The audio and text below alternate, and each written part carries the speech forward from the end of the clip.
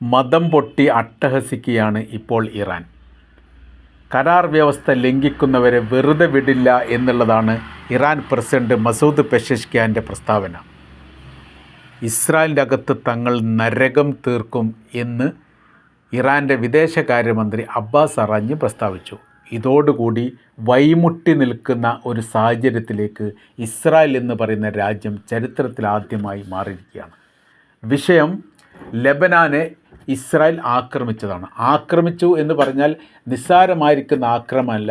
100-ലധികം മേഖല കേന്ദ്രീകരിച്ചുകൊണ്ട് ആക്രമണം നടത്തുകയും 250ഓളം ആളുകൾ കൊല്ലപ്പെടുകയും 1000-ലധികം ആളുകൾക്ക് പരിക്കേൽക്കുകയും ചെയ്ത ഒരു ഭീകര ആക്രമണം തന്നെയാണ് ഇസ്രായേൽ എന്ന് പറയുന്ന രാജ്യം നടത്തിയത്. ഇത് പൂർണ്ണമായിരിക്കുന്ന കരാർ ലംഘനമാണ്.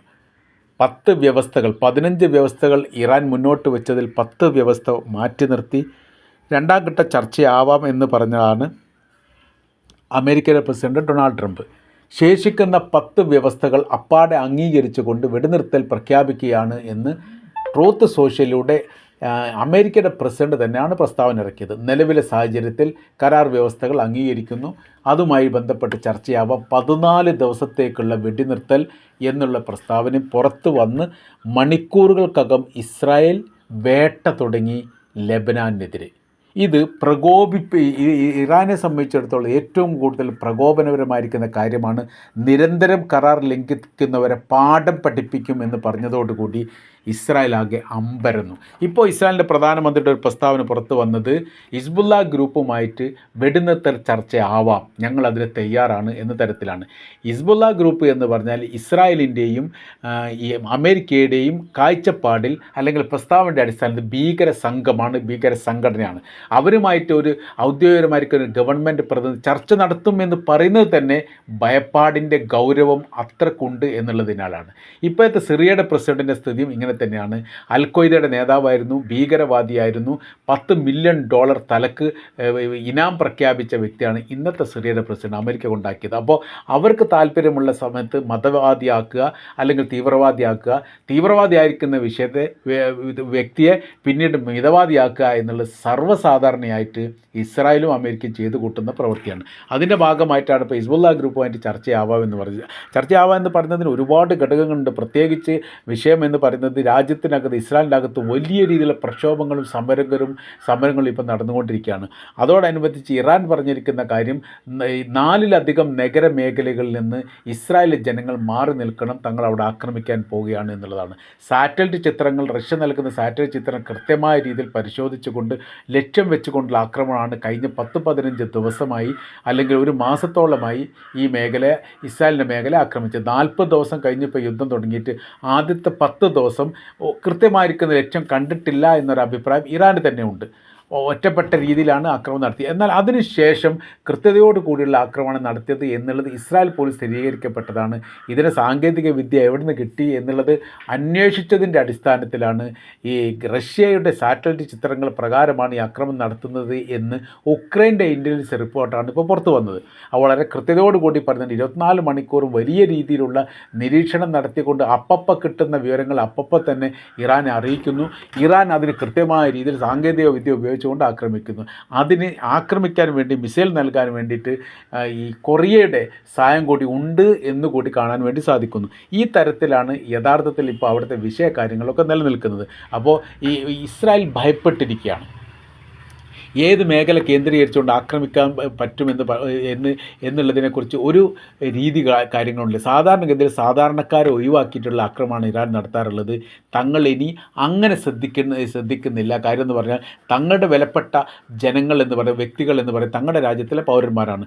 അവർക്ക് ഒരു വിലയും കൽപ്പിക്കാതെ ക്രൂരമായ രീതിയിലുള്ള ആക്രമണം നടത്തുന്ന സമയത്ത് ഞങ്ങൾ മാത്രം എന്തിന് നീതി നടപ്പിലാക്കണം എന്നൊരു ചോദ്യം അവിടെ പ്രസക്തമാണ്. അഥവാ സാധാരണക്കാരെ നേരെ പോലും ആക്രമണം നടത്തുന്നതിലേക്ക് കാര്യങ്ങൾ പോകുന്നുണ്ട് എന്ന് ചുരുക്കം.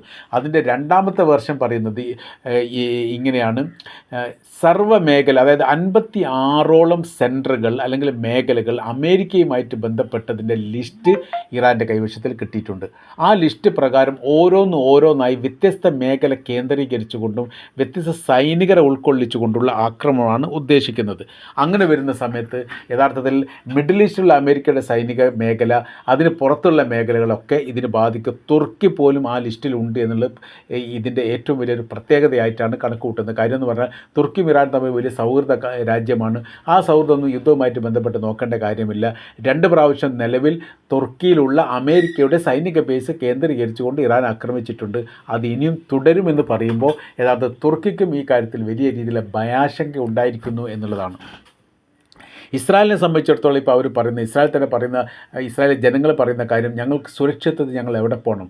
നിങ്ങളെല്ലാവരും 1948 കാലത്ത് വിളിച്ചു വരുത്തിയാണ് ഞങ്ങളെ. അവിടുത്തെ പൗരത്വം ഉപേക്ഷിക്കൂ, ഇതാണ് സ്വർഗ്ഗരാജ്യം, ഇതാണ് ദൈവത്തിൻ്റെ രാജ്യം, ഇതാണ് സുരക്ഷിതമുള്ള രാജ്യം, ഇതാണ് ജൂതരാജ്യം എന്നൊക്കെ പറഞ്ഞുകൊണ്ട് പല രാജ്യങ്ങളിലെയും ജൂത പൗരന്മാർ ആ രാജ്യത്തെ പൗരത്വം ഉപേക്ഷിച്ചുകൊണ്ട് ഇസ്രായേലിലേക്ക് വന്നു.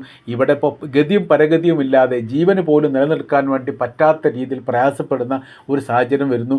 പൗരത്വമാണെങ്കിൽ പലരും റദ്ദ് ചെയ്യപ്പെട്ടിട്ടുണ്ട്. റദ്ദ് ചെയ്യാത്തവർ ആ രാജ്യത്തേക്ക് എത്തിക്കഴിഞ്ഞാൽ ഇസ്രായേൽ പൗരത്വം റദ്ദ് ചെയ്യാൻ വേണ്ടി താല്പര്യം കാണിക്കുന്നു.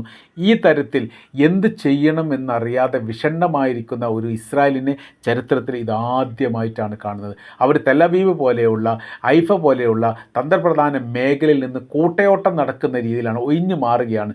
അത് പ്രത്യേകമായ രീതിയിൽ ഇറാൻ്റെ പ്രസിഡന്റ് അത് പറയുകയും ചെയ്തിട്ടുണ്ട്. നിങ്ങൾ നഗര കേന്ദ്രീകൃതമായിരിക്കുന്ന സ്ഥലങ്ങളിൽ നിന്ന് മാറി നിൽക്കണം, തങ്ങളുടെ ലക്ഷ്യ കേന്ദ്രമാണ് അത് എന്നുള്ളതാണ്. എന്തിനാണ് ലിബിയ ആക്രമിച്ചത് എന്ന ചോദ്യത്തിന് ഇപ്പോഴും ഇസ്രായേലിന് ഉത്തരം പറയാൻ വേണ്ടി സാധിക്കുന്നില്ല.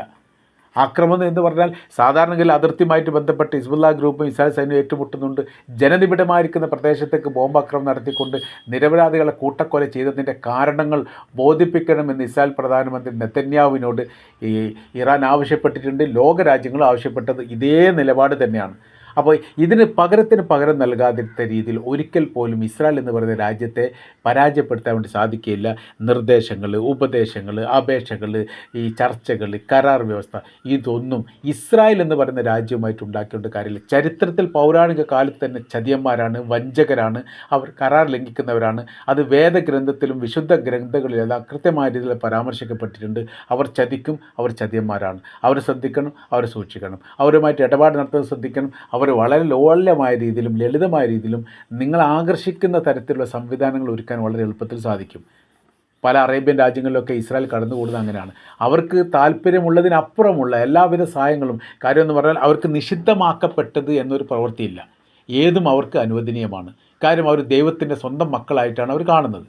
അപ്പോൾ അവരൊരു തെറ്റ് ചെയ്താൽ അത് തെറ്റായിട്ട് അവർ കാണുന്നില്ല, അത് വ്യാഖ്യാനിക്കില്ല. ഒരാളെ കൊലപാതകം ചെയ്താൽ അത് കൊലപാതകമായിട്ട് അവർ കാണുന്നില്ല, മനസ്സിലാക്കുന്നില്ല. ഇപ്പോൾ തന്നെ ഇസ്രായേലിൻ്റെ അകത്ത് പുതിയൊരു നിയമം കൊണ്ടുവന്നിരിക്കുന്നത് ഫലസ്തീനികളെ തൂക്കിക്കൊല്ലാനുള്ള ഒരു വിധി നിയമം വന്നിരിക്കുന്നു. ഇസ്രായേലിൻ്റെ പോലീസുകാർ അറസ്റ്റ് ചെയ്യുകയും അവരുടെ മേൽ ക്രിമിനൽ ചട്ടം രേഖപ്പെടുത്തുകയും ചെയ്ത് കഴിഞ്ഞാൽ വധശിക്ഷ നടപ്പിലാക്കുന്ന ഒരു നിയമം അവരുടെ നെസറ്റിൽ പാസ്സാക്കി എടുത്തിരിക്കുകയാണ്. അപ്പോൾ ആ നെസറ്റിൽ പാസ്സാക്കുന്ന അതിൻ്റെ ഒരു പ്രത്യേകത എന്ന് പറഞ്ഞാൽ അത് ഈ ഫലസ്തീനുകളായിരിക്കുന്ന മുസ്ലിങ്ങൾക്ക് മാത്രം ബാധകമാണ്. ഇസ്രായേലിലെ ജൂതന്മാർക്കോ ക്രിസ്ത്യാനികൾക്കോ മറ്റ് വിശ്വാസികൾക്കോ ഇത് ബാധകമല്ല എന്ന് മാത്രമല്ല, ഇതിന് അപ്പീൽ പോകാനും പറ്റില്ല. 90 ദിവസത്തിനിടയിൽ വിധി നടപ്പിലാക്കണം എന്നുള്ളതാണ്. അപ്പീലില്ല. ഇനി ഏതെങ്കിലും മജിസ്ട്രേറ്റ് ഇത്തരം ഒരു വധശിക്ഷ ശരിവച്ചിട്ടില്ലെങ്കിൽ അത് നടപ്പിലാക്കാൻ ഈ പാർലമെൻറ്റിന് അധികാരം കൊടുക്കുന്ന, അല്ലെങ്കിൽ പുതിയൊരു നിയമം ഉണ്ടാക്കിക്കൊണ്ട് അതൊരു വ്യവസ്ഥ ചെയ്യുന്ന രീതിയിലേക്ക് ഇത് മാറ്റി ചെയ്തിരിക്കുന്നു.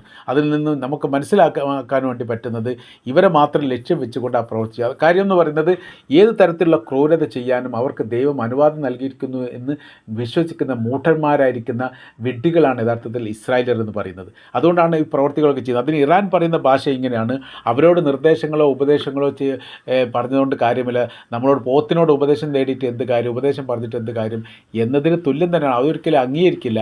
അവരെ സൈനികപരമായോ ശക്തിപരമായ രീതിയിലോ നേരിടാതെ ഒരിക്കലും അവർ കീഴടങ്ങുകയോ പരാജയപ്പെട്ടിട്ടുണ്ടെന്ന് അവർ സമ്മതിക്കുകയോ ചെയ്യില്ല. അതുകൊണ്ട് നമ്മളെ സംബന്ധിച്ചിടത്തോളം ഇവിടുത്തെ ഇറാനികളുടെ പൗരന്മാരുടെ സുരക്ഷയുമായിട്ട് ബന്ധപ്പെട്ട കാര്യം വളരെ പ്രധാനപ്പെട്ടതാണ്. അതിന് ഊന്നൽ നൽകിയിരിക്കുന്ന പ്രവൃത്തികളാണ് നമ്മുടെ ഭാഗത്തോളം ഉണ്ടാവുക. അതുകൊണ്ട് ഞങ്ങളെന്ത് ചെയ്യണം? അവർക്ക് നേരെ ശക്തമായിരിക്കുന്ന ആക്രമണത്തിൻ്റെ കൊടുങ്കാറ്റ് അയച്ചു വിടണം. അവരുടെ നട്ടെല്ല് പൊട്ടുന്ന രീതിയിലായിരിക്കണം പ്രവൃത്തി എന്നുകൂടി ഇറാൻ്റെ പ്രസിഡന്റ് പറഞ്ഞതോടുകൂടിയാണ് ഇസ്രായേൽ എന്ത് ചെയ്യുന്നുണ്ട്?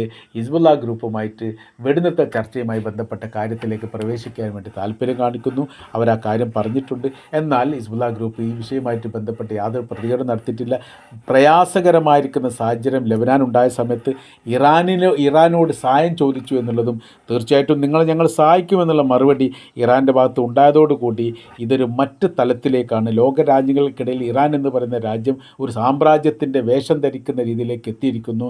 നഷ്ടത്തിനപ്പുറം വലിയ നേട്ടങ്ങൾ പിറകിൽ ഉണ്ട് എന്നുള്ള കാര്യം ഇറാനെ സംബന്ധിച്ചിടത്തോളം അവർ കൃത്യമായതോടു കൂടിയാണ് ഈ മേഖലയുടെ സർവ്വ സ്വാധീനം, സർവ്വ ഇടപെടലും, സർവ്വ നിലപാടുകളും, സർവ്വ അഭിപ്രായവും ഇറാനെ കേന്ദ്രീകരിക്കും.